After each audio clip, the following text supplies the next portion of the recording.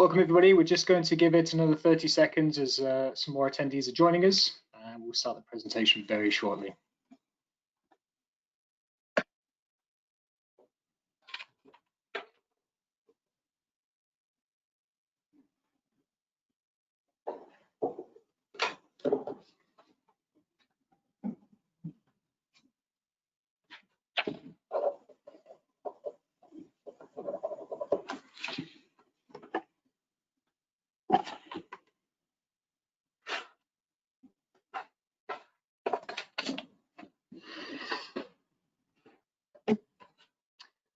Okay, good morning, good afternoon, wherever you are joining us from. My name is Jason Finch and I'm a project manager with Transaid. It is my pleasure on behalf of the team to welcome you to today's webinar. The theme of today's webinar is the role of bicycles and their programs in the context of the COVID-19 pandemic. Bicycles have proven themselves as versatile tools of empowerment through access and mobility to skills learning and income generation. Transaid is currently a key partner in 2 active bicycle programs, one in Zambia and one in Madagascar. And with the arrival of COVID-19, measures were quickly taken to protect these programs and, of course, the welfare of our staffs. And as some programming elements had to go into a period of hibernation, other teams were also quick to reposition and repurpose their resources and networks into new activities needed to face down the virus. And we're not alone here. During this time, we've reached out to other groups working in Africa facing similar challenges, and in some cases, by doing so, finding new opportunities. And in the spirit of sharing best practice, I'm pleased to be joined today by a panel of experts to share their insights on how their programs are reshaping to respond to the COVID-19 pandemic. Speaking first will be Sebastian Simpasa from MAMaZ at Scale program, joining us from Serengeti in Zambia. Seb will be followed by Najiba Katesi and Nabutanda Joy from First African Bicycle Information Organization, joining us today from Kampala in Uganda. Next, we'll be moving to the East Coast of America to hear from Taylor Jones from Bikes for the World, before finally returning to the continent to hear from Abdul Karim Kamara of Village Bicycle Project, joining us from Lunza in Sierra Leone. It's great to have you all with us today. Finally, thank you to all those who have sent in questions ahead of today. If you'd like to ask any of our panelists a question to be answered in the Q&A session, please note there will be no audio questions today. You can ask your question by typing into the webinar chat box on your screen. Please don't forget to press send. And please don't forget to mention who it is that you'd like to address the question to. I'll return at the end with a brief summary and to host the Q&A session, but until then, and without further delay, I'd like to introduce you to our first speaker, Mr. Sebastian Simpasa. Good morning and good afternoon, everyone. My name is Sebastian Simpasa. I'm the Emergency Response Systems Officer working for MAMaZ against malaria. I'm joining you from Serengeti in Zambia. We are a project working in rural Zambia, trying to break the barriers between the communities and the facility. Next slide. Yeah, we have the 3 major delays between the communities and the facilities, and we have called these the 3 delays models. The first instance of our project in Zambia working with Transaid was in 2013, which was called Mobilizing Access to Maternal Health Services in Zambia, in short, MAMaZ. The primary aim of the project was to address the lack of transportation for pregnant women with complications and those who require urgent medical care, or actually to be attended to by a skilled birth attendant. These challenges are often summarized as the 3 delays model.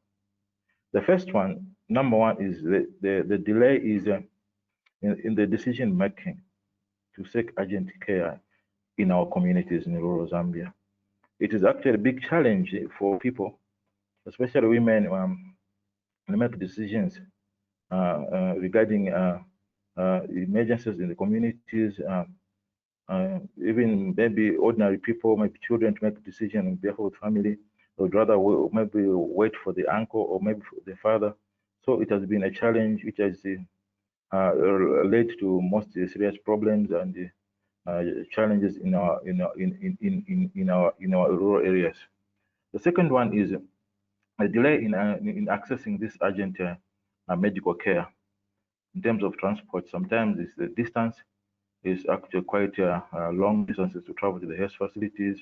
And sometimes actually it's a complete lack of transport, or sometimes a cost attached to pay to go to the health facilities. Sometimes even in our rural communities, the road network is very bad. It's very bad. So the third one, and the final one is there is a delay in receiving this urgent, adequate health care in our rural setup. This may be due to poor facilities, sometimes the lack of investment, lack of supplies, and poorly motivated health care workers. And we have worked with the Ministry of Health in Zambia, trying to address these challenges, these delays models from 2013, and we're still working. So we have integrated these 3 delays model in our project approach. This includes educating households on the risk of delaying the decision-making process, and then implementing a robust and locally motivated, locally sustainable non-motorized emergency transport systems, which is called ETS. We have extended the project.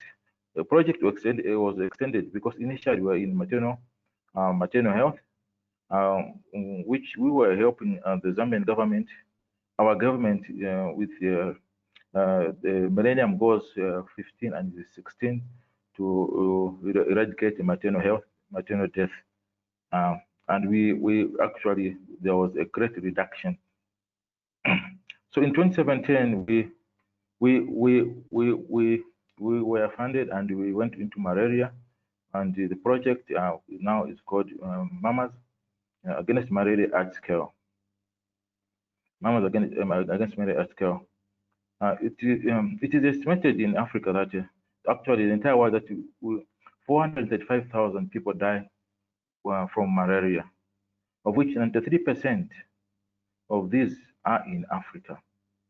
And Zambia, inclusively, continues to be categorized as one of a high-risk area of malaria.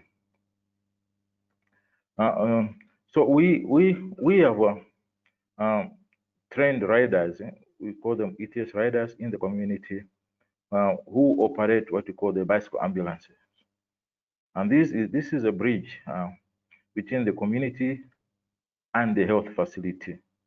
It is a community-based emergency transport system operating between the community and the facility. So we have a drug which was introduced, which is called rectal attention suppository in children under the ages of 6 months to 6 years.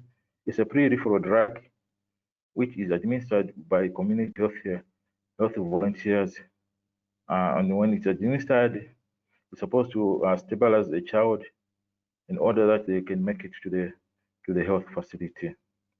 We also began working closely with the Zambian Ministry of Health to ensure adequate care was available in rural in the rural health facilities, thus addressing the final stages in the 3 delayment models in our communities. We had strong results from this project in 2017, where we saw a reduction, actually from the suspected severe malarias, which were referred to the facilities. We saw amongst these 71%, the 71% was the bicycle ambulance was used to transfer our patient to the health facilities. And yeah, so from the endline survey which was done, the mortality reduced, the death in children reduced for under the age of 6 years by 96%, which was a great achievement. Next slide, please.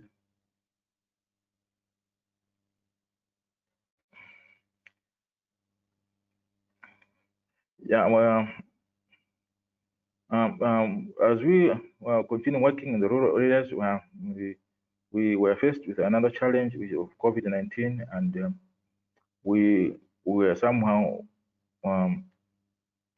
trying to see how we can rise up to these challenges and manage the COVID-19, as we would hear what was happening in Europe, China, Italy, and these other countries, Spain, and of COVID-19 pandemic.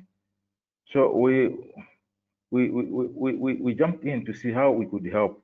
As a team, we're closely observing the news outside and knew the situation would evolve in Zambia in the same way.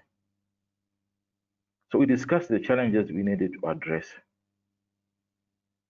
Firstly, information has to reach the rural Zambia, because in rural Zambia, information is very difficult to reach. Maybe sometimes we don't have networks, radio signals, and they're not available in some communities, and that was the challenge we needed to address. So we needed to make sure that the community was kept up to date with clear and credible information about COVID-19, and what is the signs and symptoms. These are to be an organized and widespread approach to combat conspiracy theories, misinformation from gaining attention in our communities in Zambia. Secondly, would have to provide the necessary materials needed to allow people to adopt to preventative measures in the community. This would include one of them, hand washing stations. Like, when they're doing, there are times when the facilities do their under 5 clinics, health talk, and in those stations we call them maybe health posts, maybe to provide the washing stations like tip taps, and maybe provide soaps and for our communities and the volunteer workers. Finally, we had to be ready to transport patients. If we actually then prepared, if it gets overwhelmed, that even our ETS riders would jump on and be one of those people, or the part would take part in transporting people will be affected to whatever, maybe quarantine centers or hospitals in our community. And this would include all instances of patients in need of urgent medical care. However, there was a difference between the way you would transport a woman with complications or a child with severe malaria, and now, because some of the symptoms you find in COVID-19, they can be found in severe malaria. Next slide. Yeah, we knew it would be very important to get credible information to people living in communities as early as possible, as well to help them reduce this risk of exposure. There were several challenges to this with COVID-19. So we had to change a bit, and as a project, we tried to use a lot of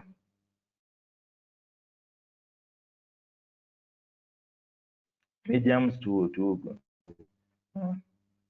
we use peer systems, we use sometimes radio programs, but above all, we were supposed to use credible riders who are in the communities to do the sensitization to the people together and discuss the topic as a group. So this helps to establish trust in the information we are providing, as the meetings are attended by community leaders.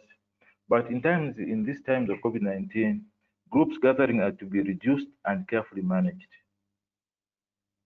Secondly, the signs and symptoms of COVID-19, as I explained earlier,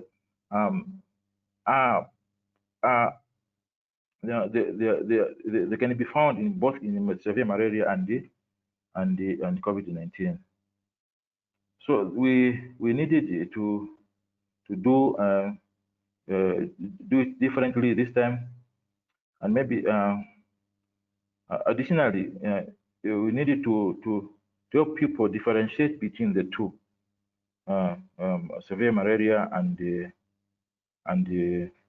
COVID-19.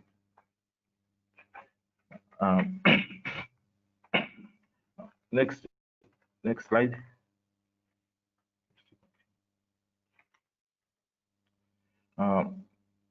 So as we continue on cascading information between the two, but sensitizing the communities, we have different approaches and challenges. We approach these challenges by using cascading methods of sensitizing. In this case, we still on cascading. We would bring in two riders from the communities, and the two riders would transfer the information to the four riders in the communities. This would then go out and meet. This again would go out to meet other community members to cascade the information in the communities. So in case of major transport systems or scheme, due to our prior work in the communities, our ETS riders are well known and trusted. This was important because the information and materials would disseminate where needed to change behavior, which can be difficult to do so. So we needed people who are trusted in the communities, like riders, because these riders, mostly before they come for these trainings or meetings, they are chosen by their communities. Additionally, they have experience in the rural communities and understand their needs. This was important as we needed to adopt or adapt our approach, which is not forgetting about the role of issues in the communities. So the bus ambulances have been long and part of our programs, which where we use buffalo bicycles supplied by the BBR, World Bicycle Relief, and stretchers made from our own local company called Tisakia in Lusaka. These are the ones who manufacture the trailers, which we attach to the bicycles. The combination is very strong and tough enough to withstand the long distances we travel on our rural roads in Zambia. These bicycles we have in some cases where LST said we started from 2013. We have seen some lasting such long up this time to still working in our rural community, saving lives from maternal to now to malaria in children. We had previously received special training on how to enter a household to assist with transporting an expectant mother or someone suffering from a case of severe malaria. So we usually do trainings with riders, and how safely they can lift and or carry a patient from maybe a home where the bus ambulance can't go in. The bus ambulance is designed in such a way that you can dismantle or strip it down, remove the carrier or the stretcher, go in the house, take a patient, and maybe tell the family, the hope, and the riders together working to put the patient on the bicycle ambulances. We had to introduce, now because of COVID-19, we had to introduce new approaches. In case we encountered a suspected COVID-19 case, because this time around, every transfer is regarded as a suspect of COVID-19. So we make sure that the riders should be equipped with this information. Finally, at the end, because of COVID-19, we have to make sure that at every use, every transfer, the bicycle ambulance should be disinfected or cleaned. Should be cleaned or disinfected. And they have to keep in the protocols as they do their daily work. Next slide, please.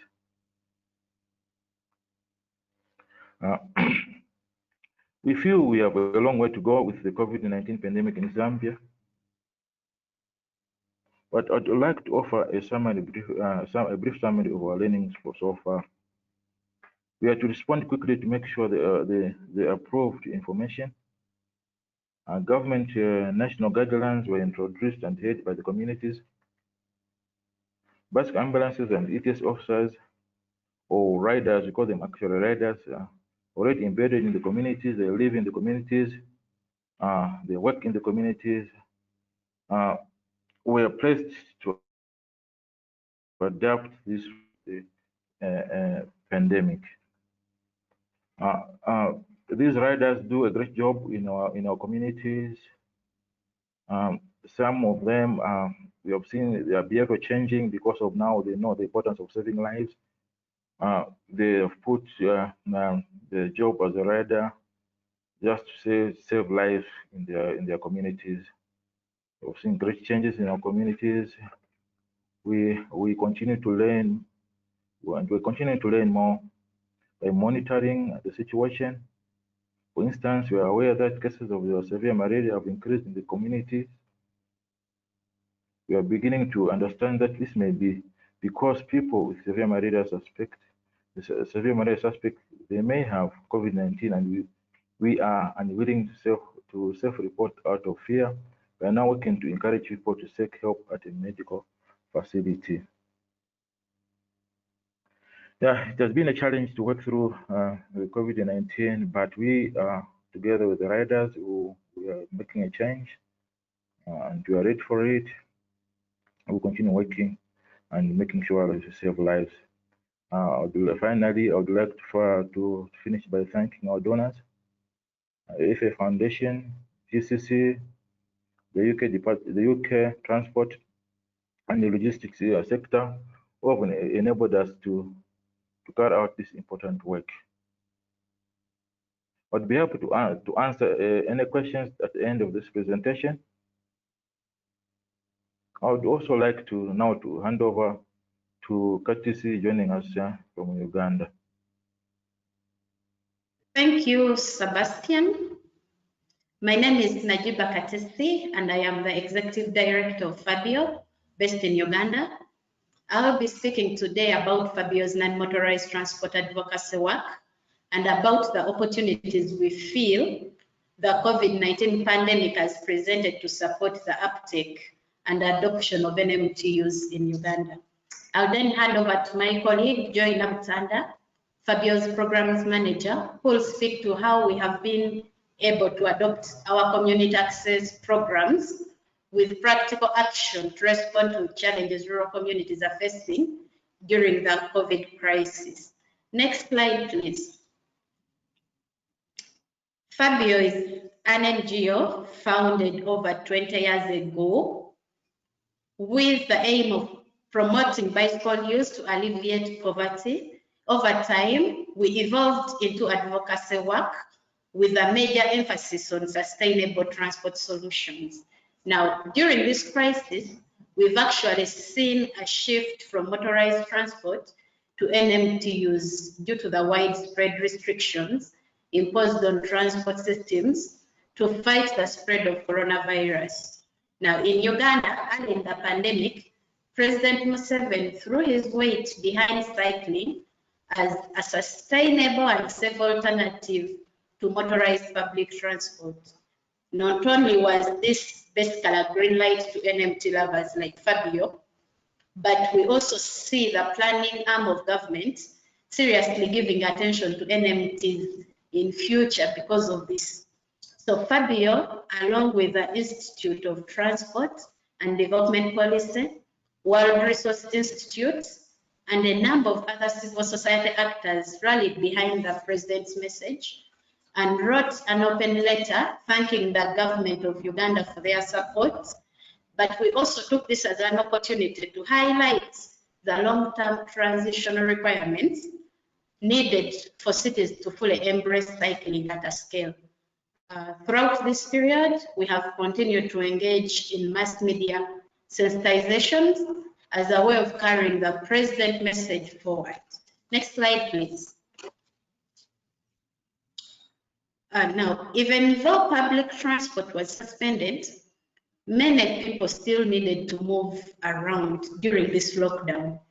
So although bicycles were recommended as safest way to enforce social distance while in transit, there were very many challenges to making the switch. Many Ugandans, most in need of their transport, could not afford to buy a bicycle at a short notice. That is one. The prices of the bicycles almost doubled. And now the low-cost prices, the low-cost bicycles on the market are of a very poor quality and do not last long. Now, also, meanwhile, some areas of Kampala began allocating space to bicycle and pedestrian use. But this did not appear to be serious investments. And as we are seeing cars returning on the road in Kampala, these empty spaces are now disappearing. So this experience has served as an example that a long-term adoption strategy has to consider several factors. We believe one of the factors is empty spaces have to be separate from vehicles. This is safer and more attractive to users. NMT infrastructure has to be meaningful and well planned.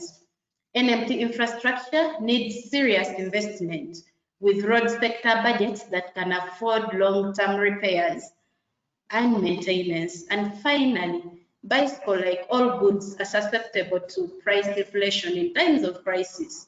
So therefore, attractive business incentives, tax reductions, and support for local bicycle production are some of the ways to improve supply, especially during this crisis. Next slide, please. In the beginning, these changes were very difficult, but over time, many people appreciated how much they can actually save by bicycling or even walking more often. So for cities like Kampala, where it is usually congested, we saw less congestion, and it was a very good opportunity for people to see how beautiful and safe cities can be with less cars. Now, in this period, as an organization, we are approaching the newly created cities, including Jinja, to encourage the city planners, the technocrats, and the politicians to consider including early NMT planning as an integral part of making cities more accessible, but also beautiful. We also believe it is important for NMT networks to be included in the planning stages, or we face the same challenges Kampala is facing right now, where we are fighting to take space away from motorized vehicles, which is always met with resistance. So now we recognize the fact that stakeholders got a chance to experience car-free cities, and we intend to capitalize on that experience as an organization. We believe the future of NMT in Uganda is bright, and we shall continue to advocate for safe and green spaces. Thank you. I'll now hand over to Joy Naptanda.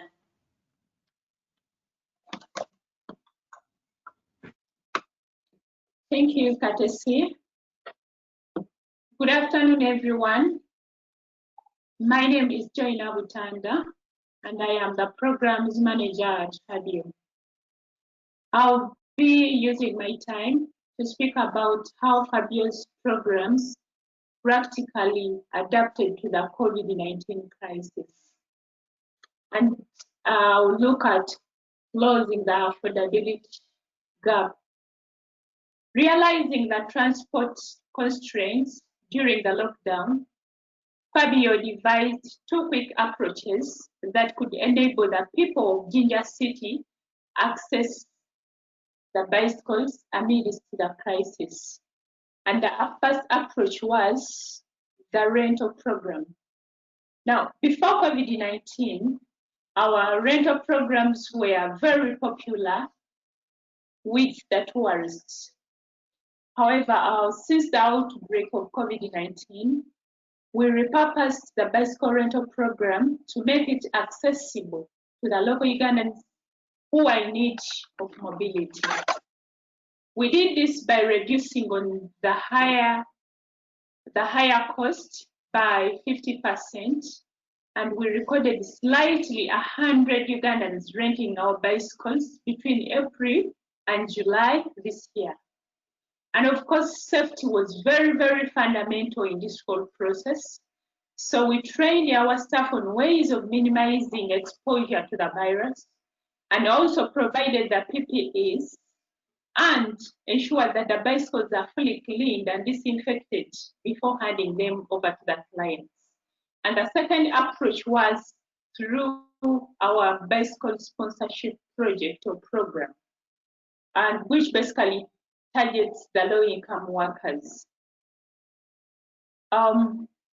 This particular program was designed to enable these people keep their jobs and reduce on the transport expenditures that are involved, and also enable them save more disposable income. In this category, we looked at security guards, and as you can see on my presentation on the screen, that is a photograph of one of the security guards that was given a bike. We also looked at casual laborers and low factory workers, among others. These were the categories of people especially affected during the crisis. With support from our partners in Germany, we were able to offer 25 workers bicycles at a half retail price.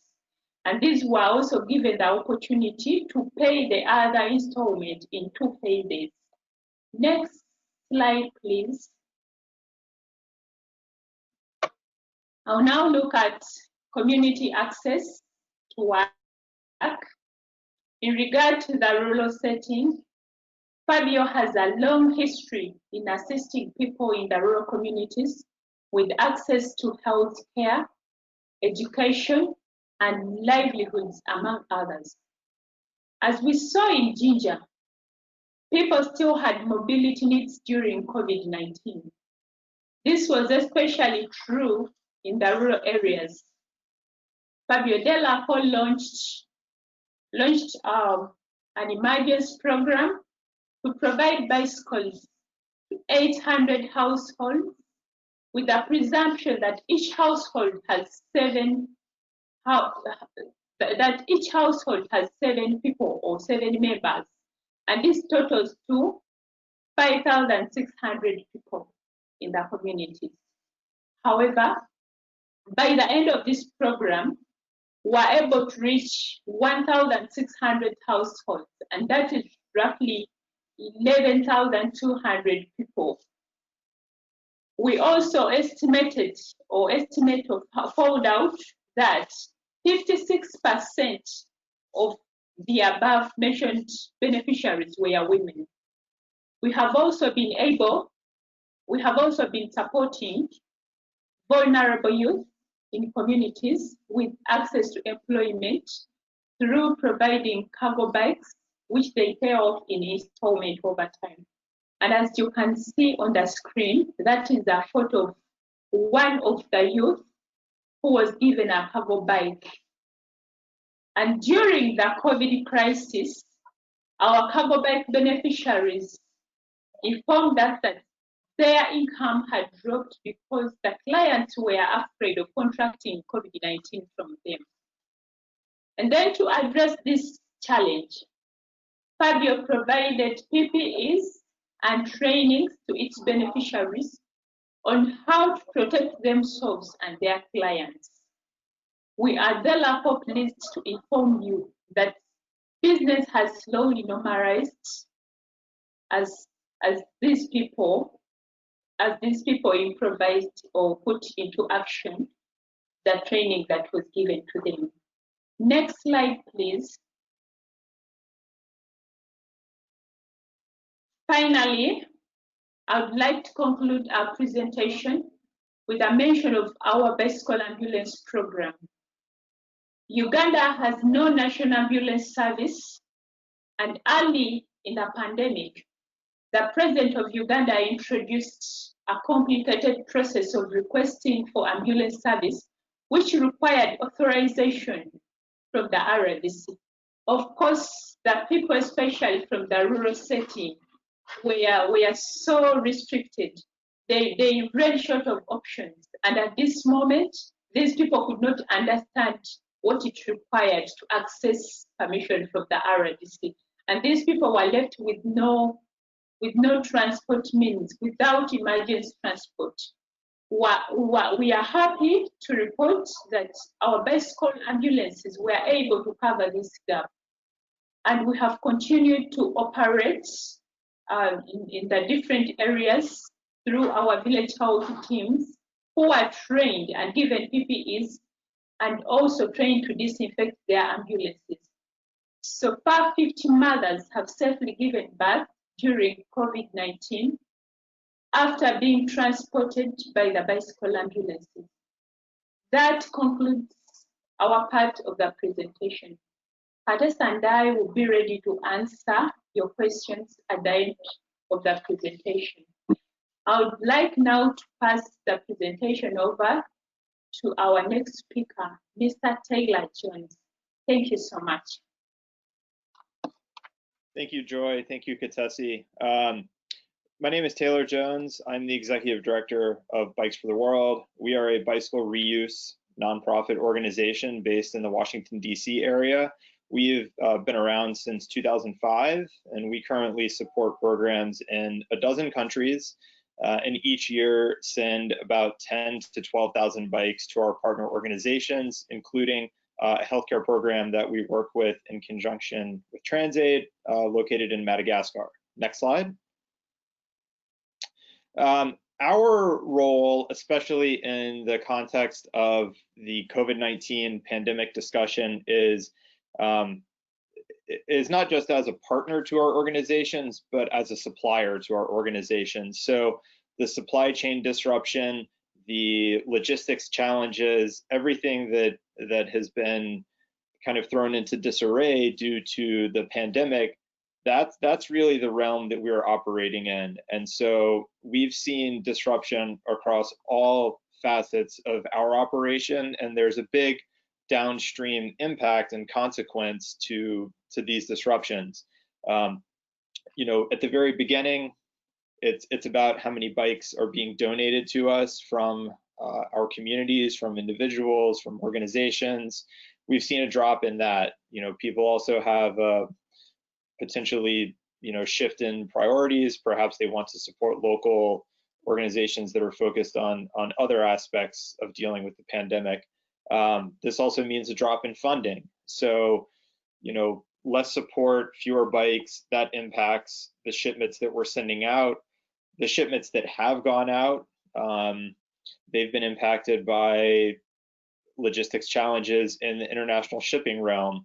Ports are closed, shipments have to be rerouted, the cost of ocean freight has gone up, as has the cost of local transport once it reaches our destinations. And so these two factors feed into, you know, kind of a dualistic impact on our partner programs and on other local brokers and retailers, both of whom are operating in the social enterprise realm around bikes. So for our program partners, they've been impacted by travel restrictions, again, cost increases, and because folks in their communities and their constituents have been faced with stay-at-home orders or businesses have been closed due to government mandate, those folks are seeing reduced income generation, which then has an impact on the partner programs, especially if they're focused on job creation or you know, economic activity generation in their community through repair and sale of bikes. Additionally, local brokers, local retailers, they've also been impacted. Bike shops have had to be closed. Again, as previous speakers talked about, demand for bikes has been extremely high everywhere. So bike retailers that have been able to stay open, they're out of stock. Although some retailers, we have seen a drop in customers. So really this is just a big cascading effect that really touches on every part of the supply chain. And the ultimate impact is the end user, is the person who needs a bike to get to school, to access healthcare, to go to a job. Every single part of this supply chain has impacted their access to a bike. Next slide. And so the real question is, how do we deal with impacts to every aspect of the supply chain? It's really about building resiliency and building institutional and program strength. And so that's done through two ways. One is what we're doing here at home at Bikes for the World on the supply end. And we know that there are things that we can be doing, even during a period where we essentially had to close for 3 months. There are actions that we can do. A big part of that is ensuring that we're in regular communication with our partner organizations, because it's key to really understand the impacts of the pandemic on their communities. And it's different in every single location and every single community where our partners operate. The impact has been different. And so it's important to understand that so that we can anticipate what their needs will be once we're able to support them in a more regular fashion. We're able to really tailor our shipments to meet their needs. And this also helps to kind of forecast our risk, because risk is always going to be a paramount concern and issue. But lastly, all of these things combine, and really it's if we can engage better with our stakeholders and convey to them the challenges that our partners are facing and provide more exposure for what our partner programs have been doing during COVID-19 to react to the pandemic, that really is key, and that makes a huge difference for everyone. Next slide. And how that makes a difference is by touching on what our partners are doing to improve resiliency in their communities. And it's really a shift towards program survival and continued positive impact. And that's really done through the ability to adapt and pivot and serve new needs. So as we see in this photo, this is in the Philippines, at Bikes for the Philippines. They've been able to shift and supply bikes to frontline healthcare workers instead of bikes to a cycle to school program, because schools have been closed. And so this is just one example of the way that all of our partners have been able to really shift and meet the needs. And it's important, all of this kind of builds on itself. Over time, we've built up new partnerships, new networks. Our partners have been able to then build partnerships and networks in their communities, and they're able to really then adapt and respond in a very timely fashion to respond to the new needs and changing needs of their communities in the face of this pandemic. And that, I think, is really the key to what is allowing these programs to thrive, and to understand that there is a light at the end of the tunnel, that they will get through this pandemic because they have built these strong relationships in the community, and they're able to meet the new needs of their constituents. A very, very good example of this is what Village Bicycle Project is doing in Sierra Leone. And so at this point, I'd like to pass the presentation to Abdul Karim Kamara, who's the country director of Village Bicycle Project, and he can speak specifically to how his program is pivoting to meet these needs.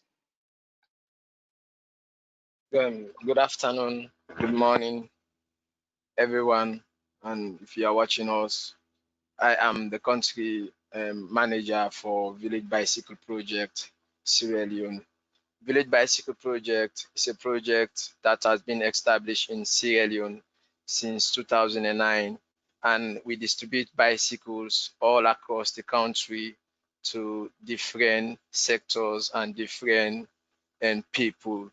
From there, we try to target people that has challenges and areas that has challenges to transportation. My next slide, please.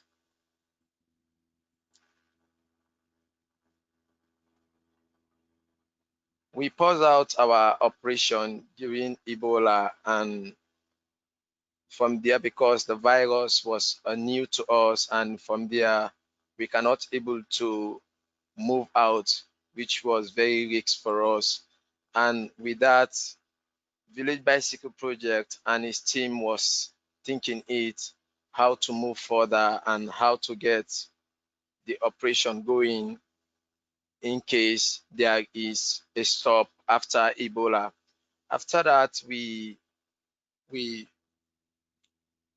sit down together with the team, and with the team we discuss how we can move ahead to ensure that we can able to tackle things during Ebola but that was not permitted because the virus was so tough and rough, killing people all across the country, and more especially in the community where I live. The community was so tough and rough, shut in a way we cannot attempt to do any program.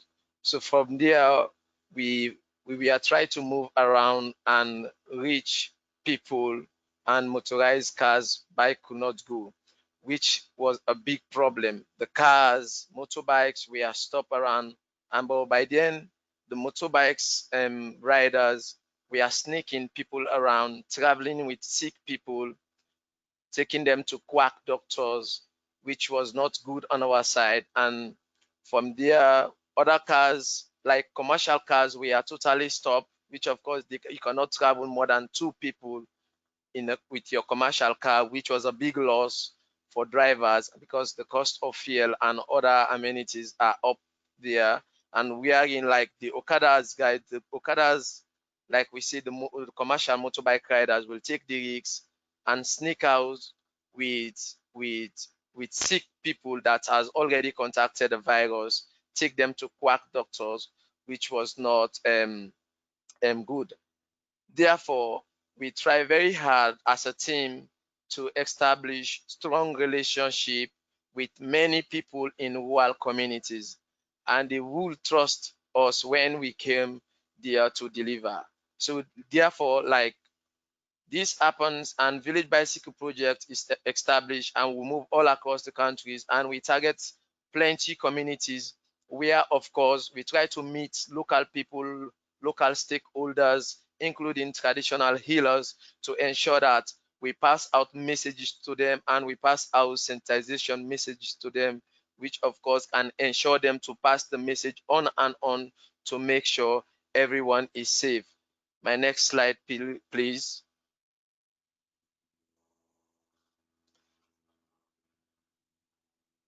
After that, after Ebola in 2014, from what we have learned, we came together instantly when we heard of the COVID-19 pandemic. With my team, we worked very hard to deliver 600 hand washing rubbers and soap, which of course can always keep people safe. Washing your hands, which is the #1 procedure of COVID-19, the #1 preventive measures of COVID-19, and with soap to ensure that people be hygienic when moving around, because like it was hard when COVID-19 first started in the community and in the country at large to control people to not travel around. So with Village Bicycle Project, after the experience that we got during Ebola, we thought it fit that this time it might nice for us not to pause out our operation, and therefore we came so strong to distribute 600 hand washing rubbers, including soap, and including 6,000 face masks to 30 rural communities. This is to ensure that to pass on the message and to ensure that communities keep on putting preventive measures, as we have established our trusted relationship to rural communities and to all stakeholders in rural communities, to ensure that they can put all preventive measures to the supplies that we give them for COVID-19. We work with trusted local partners around the countries, they operate in community to community, community to community. So when they also heard of COVID-19, they contacted us, and we embedded on the communities to deliver these materials.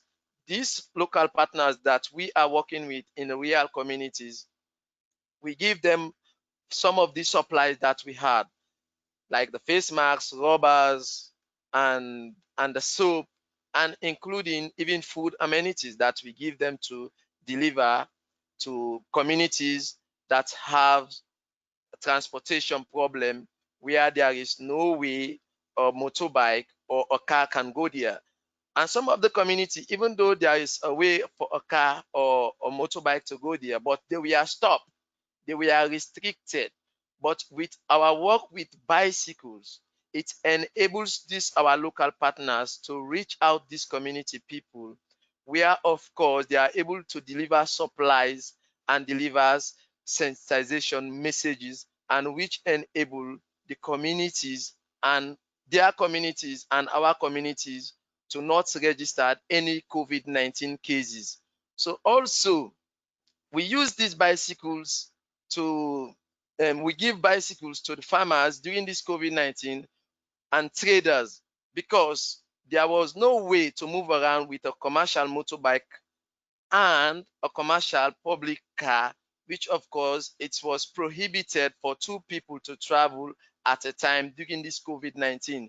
But with bicycle, our communities, farmers and community traders were able to travel around partially to ensure that they have food on their bicycle, which they can sell from one community to the other, and to ensure that they continue to deliver rice, to bring farm from their rice farm and to the town, to their villages, which of course all keep their families safe and happy, because without food, these people cannot live. But with bicycle, it empowers them and move them to these communities, and it helps them to bring food for their family, and it helps them to get a kind of good exchange with their bicycle, and of course putting all preventive measures to ensure that they were able to deliver food and exchange businesses partially in other communities and their communities.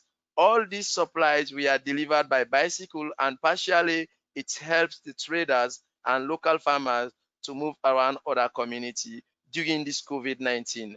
My next slide, please.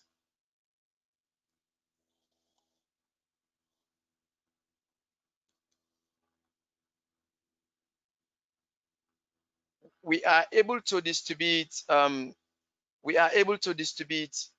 200 bikes to community health workers, because there is no big number of ambulances in Sierra Leone, more especially in the health sector, from the government. And there are communities, even though they have good roads, but they have no way to have an ambulance or to reach out more communities to spread out messages about COVID-19 and malaria, which is the highest killer disease in Africa. So with that, like Village Bicycle Project as an organization, we sat together after receiving numerous applications from different health center hospitals around different communities. So with my team, we organized to deliver 200 bicycles to 30 different communities across the country, which helped save many lives.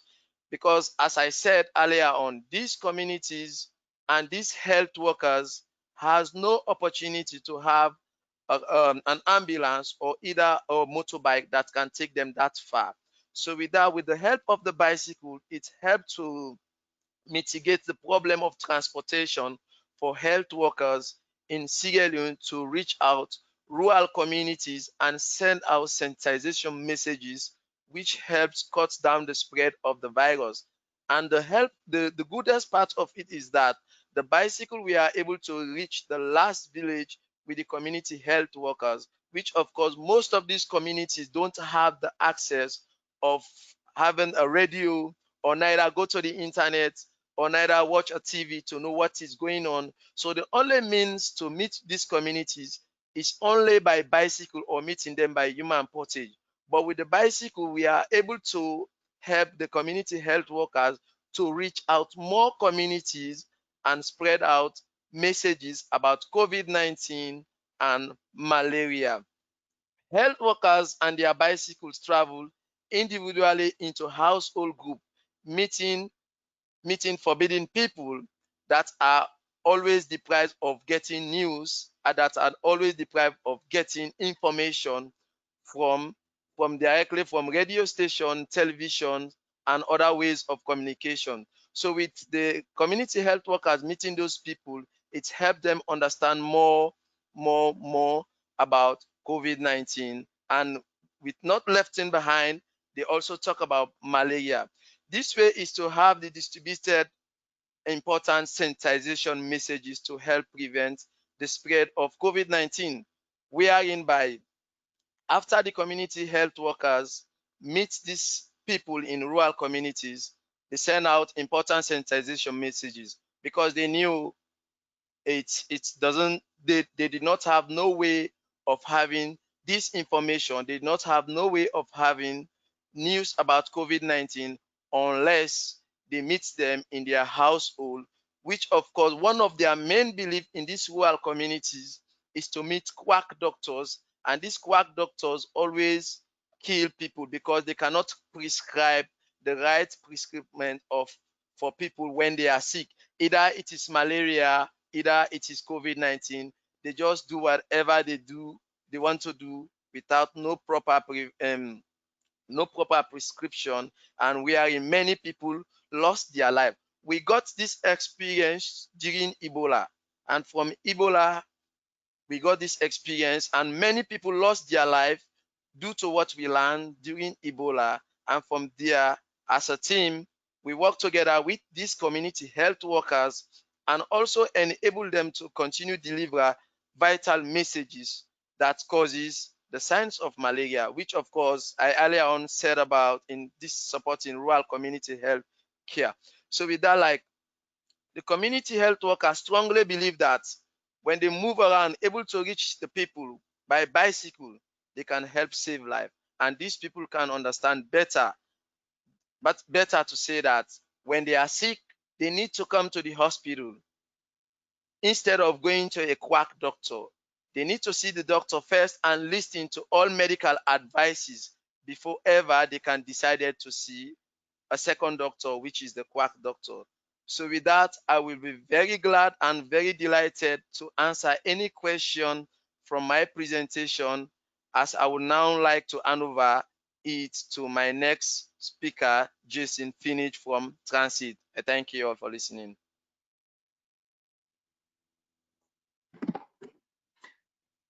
Thank you, Karim. Thank you, everybody. I really enjoyed that. I've had the benefit, of course, of seeing this presentation in advance, and ahead of the Q&A session, I'd just like to offer a brief summary by way of a few comments. What really stood out for me was that in the early days of the pandemic, and sometimes in the absence of a robust, coordinated national strategy, each group took it upon themselves to discuss response at the organizational level and in partnership with their supporters in the ways in which they were willing and able to respond. There's been huge pressure on existing health programs in Africa. And when we talk about access to health, we're also talking about access to information, which has been key to halting the spread of COVID-19. We've heard today information often reaches the rural communities last. The challenge here, of course, was to accommodate this new messaging in parallel with existing, sometimes conflicting sensitization. And as we heard from MAMaZ, the symptoms of malaria and COVID-19 can be similar, but the response needs to be quite different. This dissemination also requires both access and trust, as Village Bicycle Project has demonstrated knowledgeable grassroots organizations, which are small and nimble but proficient in last mile supply and distribution, were able to quickly respond by repurposing their supply chains to deliver much needed sensitization and sanitation materials. And with the Ebola crisis in recent memory, they didn't hesitate. In the more urban areas, Vario demonstrated a tactful play by using mass media to not only promote the government's sudden endorsement of cycling, but also responded with a roadmap which reimagines a more equitable and non-motorized city. Equally, their programming arm showed that such schemes as bicycle hires are popular when given a chance. And finally, it was great to hear Bikes for the World speak about the hundreds, if not thousands, of local bicycle brokers, retailers, and repairers invested in the reuse markets across Africa, as it is often forgotten that they supply the skills and knowledge to enable so many of these charitable programs to happen. And looking ahead, how important it has to be to protect these local markets from the shock of pandemic. Thank you everybody for sending in questions. I'm going to get straight into it. I just want to check, Sebastian, are we still able to hear each other? I'm understanding you might have a problem with your microphone. I will take that as a yes. Okay. So let me just move on to a question here, first of all, for Karim. Karim, you mentioned that Okada riders, which is the commercial motorcycles, were transporting patients out of the communities early on in the pandemic. What's the alternative to doing this if motorcycles are being discouraged from use?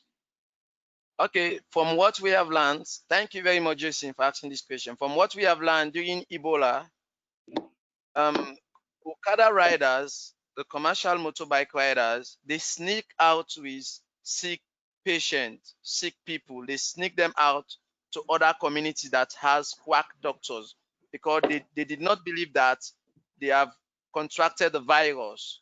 So from that experience, this time, the authorities stopped them so hard for them not to move around during the pandemic. So they were stopped to move around, and we are in Village Bicycle Project realized that we should distribute 200 bikes to community health workers so that they can able to reach out people, and these people that was sneaking with these motorbike riders, they can come to the hospital when they are sick. So from what we have learned, this is what's happening, and the Okada riders were stopped during the pandemic, and the people go to the hospital, and the bicycle guys with health workers, they will go right into rural communities and tell the people to come to the hospital. Great, thank you, Karim. We've got lots of questions here for Zambia, but unfortunately, Sebastian can't hear us at the moment. So I'll continue and see if we can fix that problem. Joy, a question here with your program, the repurposing of the bicycle fleet, the bicycle hire scheme that you had in Ginger.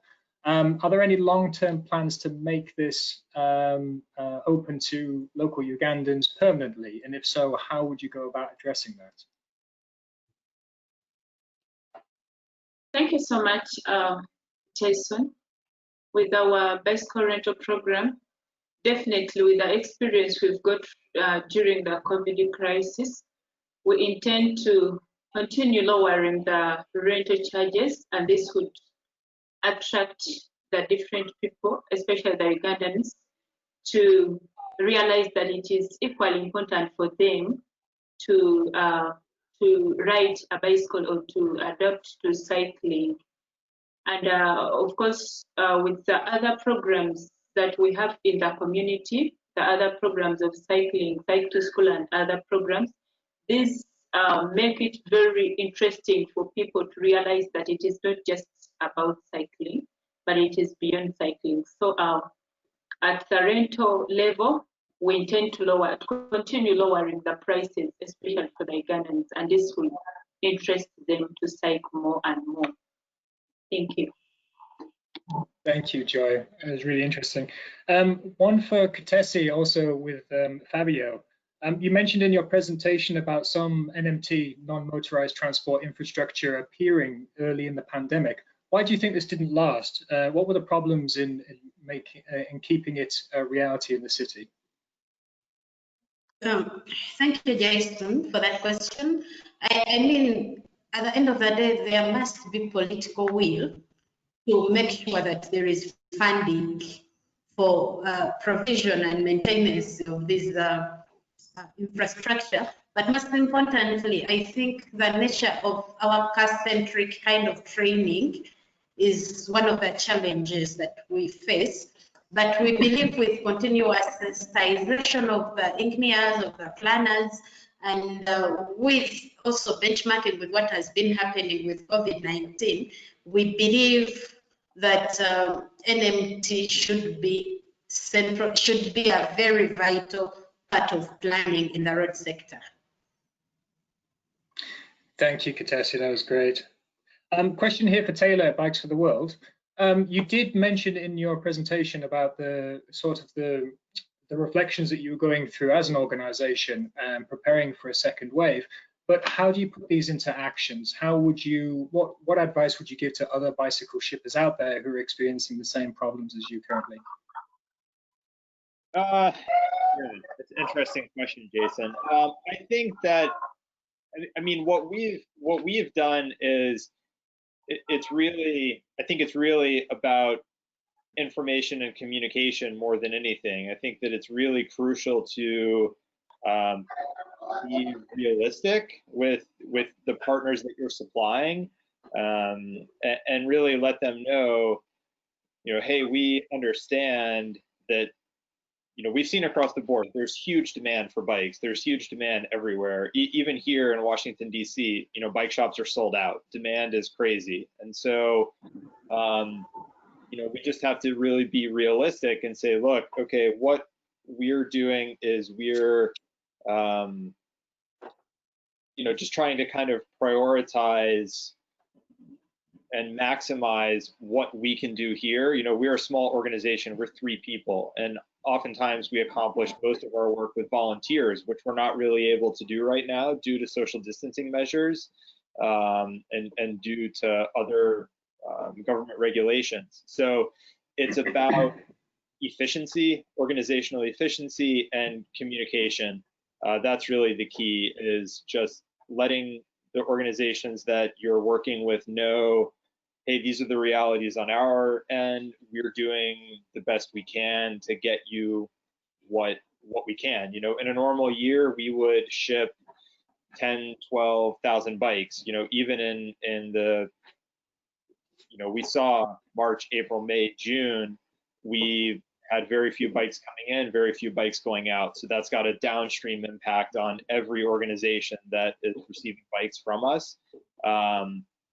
And so it's really just understanding that all of our partners have a real need, and that organizations like Village Bicycle Project are making an impact in their communities by getting bikes to healthcare workers in a time of need, and then conveying that back to our community supporters and saying, look, we understand there's challenges for everyone, but we still need bikes because our partners need bikes. And as everyone in this presentation spoke about, during a time of crisis, during a time of uncertainty, during a public health crisis, the bike is a really simple but powerful tool that can help so many people. And so that's what we're trying to focus on now, and just doing what we can to ensure that we'll still be around in 2021, 2022, because our partners rely on us, and we want to ensure that we'll still be there to support them on the other end of this. That's great. Thank you, Taylor. We are running over a little bit. We've just got 2 or 3 more questions that we'll get through. Unfortunately, we seem to have lost Sebastian, which is a loss because there were so many questions specifically for him. Karim, another question here. You mentioned in your presentation that you quickly changed your activities, so moving away from bicycle distribution in some ways, but into distributing PPEs and sanitation materials. How were you able to mobilize the funding for that, as it was quite a shift from your previous programming? Well, that was a very big question when I called my team together to say, we need to work on this, we need to do this, and we need to make sure we deliver essential supplies to local people. So like, it was very challenging for us to have the funding. It was very hard, but due to our partners, and even with the bikes, due to our partners that we have trusted partners around the world, more especially like Bikes for the World and Walking Bikes in Chicago, and Mike Bikes in California, and other organizations like Receipt in the UK. So we contact them, make sure we contact people that we know they can support. It was very hard because it was a challenging moment for everyone around the world. But with good faith and dedication and commitment to our work, we are able to make it possible and also that's some of the essential supplies that we sent out was able to generate from bikes that I have in my shop, from bikes that I sold out in the shop. So I was able to put some of those bikes income into this essential supply, because during COVID-19, during this pandemic, because of the experience that people have learned during Ebola, the demand for bicycle was up in this country. People want bikes, and there is more demand for bikes in the pandemic than during Ebola. So I was able to sell out some bicycle and put out those money to the essential supplies, which was enable us to be successful and help people with this necessarily supply. But that does not happen because of us. It happened from our partners, Bikes for the World, Walking Bike Chicago, Mike Bikes, and Receipt, including other organizations and individual people that we are working with. It happens because of their support, but it is challenging anyways. So count it all to a question, Jason. Thank you, Karim. Yeah, funding is always a challenge. My last question for today is actually to the whole panel. Has anybody considered using e-bikes or electric bicycles in their programs? And does anyone see an application specifically as part of the COVID-19 response with electric bicycles? And anyone is free to respond to that. Okay, I can start with this. So there is always a demand, a big demand in the bicycle market, more especially in Sierra Leone, for an e-bike. But the way to get it here in Sierra Leone or some parts of Africa is very hard. And like the most problem of bringing them down here is we have electricity problem. So with that, like, it is always a problem for us to give them out to people, but people are highly asking for them. But pragmatically, like in my side, I always like we have two in the community that people are using, and I always work very hard with my team to fix it for them. And they know, like, an e-bike, they can move faster than the normal bicycle. And to count it all, there is always a big demand for it in the community, but there is a big electricity problem to charge them. That is the biggest problem that we have. Taylor, I'm sure you've seen electric bikes come into your supply streams more recently. Yeah, it's a really interesting question, and I know, Jason, it's something that you and I have talked about in a number of different applications, kind of trying to, workshop what might be feasible in different locations. Our experience has been, sending e-bikes even on a trial basis to partners, is that the idea of them is really great, but the idea of them is great, but once they actually get into the communities, there's less appetite for them, because exactly what Karim talked about, infrastructure to charge them. If you have incompatibilities with different plug types or different electrical current, that's an issue. Also a big concern for us, because we're a reuse and recycle organization, is we don't want to distribute things that aren't sustainable to our communities. If they can't be repaired or serviced locally, or parts aren't available, that is a concern to me, because we don't want to be sending trash. We don't want to ship things that become unusable.